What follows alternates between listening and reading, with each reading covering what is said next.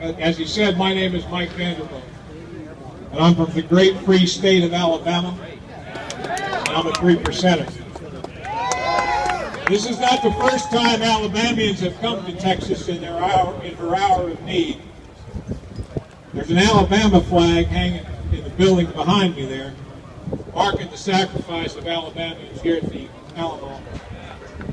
But that was the least of my state's losses in your War of Independence.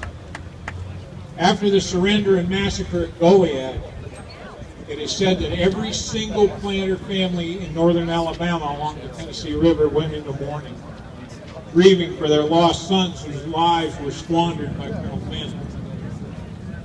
Alabamians have since then been a little more than skeptical about Texas furnace. But for myself, I expect to make it back to Alabama in one piece, although I suppose that's up to the city leadership of San Antonio. For those of you who don't know me, if you need to pigeonhole my politics, I consider myself a Christian libertarian. I believe in God, free men, free markets, the rule of law under the Founders' Republic, and that the Constitution extends to everyone regardless of race, creed, color, or religion.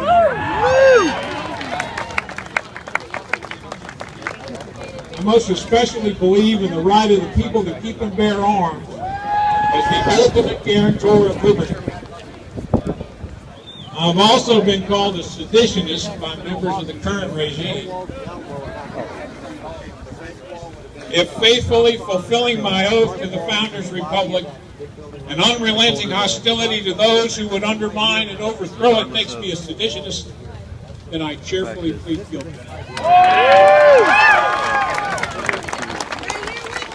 The 3% movement I founded has been denounced by that paragon, moral virtue, Bill Clinton, and I'm a perennial honorable mention on the Southern Poverty Law Center's list of dangerous folks.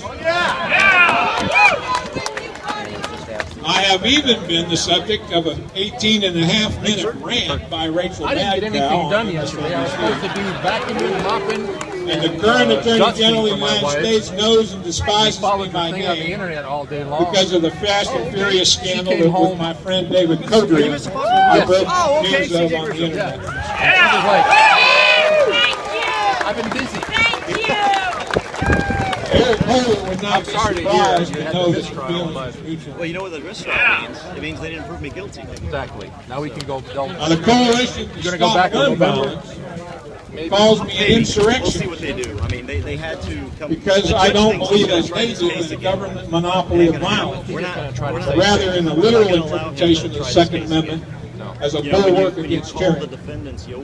Well, as my friend Kurt Hoffman says, it is better to be despised by the despicable than admired by the admirable. You know, he should have been carried out of that courtroom. You know, and I suppose you don't make those statements. No. Today will only reinforce my enemy's opinions. I'm going to keep following you. But I think I can bear the burden. Reading your stuff. Yeah, we're gonna get them. But as you can see by my hat, I've also been forced by circumstances to be a smuggler. You see, the current spate of citizen disarmament laws in states like Colorado, Connecticut, Maryland, New York has led me on a campaign to resist, evade, defy, and smuggle in opposition to those laws. How are you doing, Judge? Now this is my specialty. You remember her? 30-round standard capacity magazine. So far, my friends and I have broken the laws regarding those in 3 states. And we intend to do it in every state that advances. We don't smuggle for money. We give the magazines away to people who have committed no crime, save the ones that these state officials, these petty tyrants, have created. So am I a lawbreaker? They certainly think so. But it is an established principle of American jurisprudence that an unconstitutional law is null and void. Why did you move out that way? So I suppose one man's criminal is another man's freedom fighter. Now this same principle was at the center of the civil rights movement in the 60s, as was the concept of armed civil disobedience and the right of self-defense against uniformed criminals acting out their prejudices on the innocent under color of law. Few, however, know this part of our history. Raise your hands if you've ever heard of the Deacons for Defense and Justice. How many of you ever heard of the Deacons? Not very many. Deacons formed black self-defense militias made up mostly of veterans of World War II and Korea, often carrying the weapons they had smuggled back from the war. They protected the advocates of nonviolent resistance.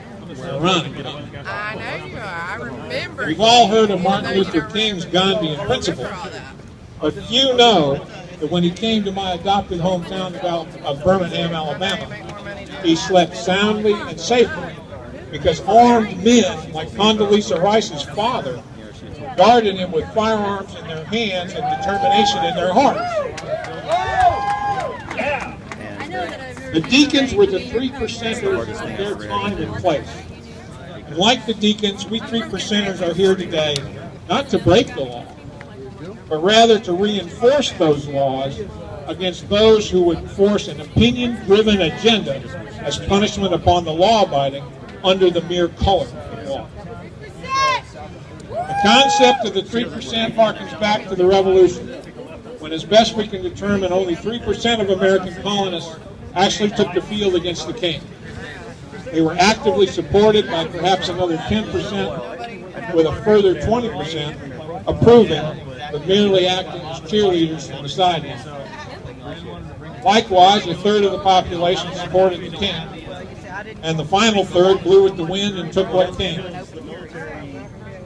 Today, this third is watching Dancing with the Stars and gossiping about the Kardashians. Some things never change. The lesson of our revolution, as relevant today as then, is that history is made by determined minorities. For good or ill, this has been true throughout the ages. The founders were such a determined minority. So too are the people today who are determined to subvert and overthrow the founders' republic and replace it with some supposedly benevolent collectivist board. Yeah, where are you going to be? To those people, the 3% of today declare, we will not disarm. You cannot convince us, you cannot intimidate us, you can kill us if you think you can, but remember, we'll shoot back.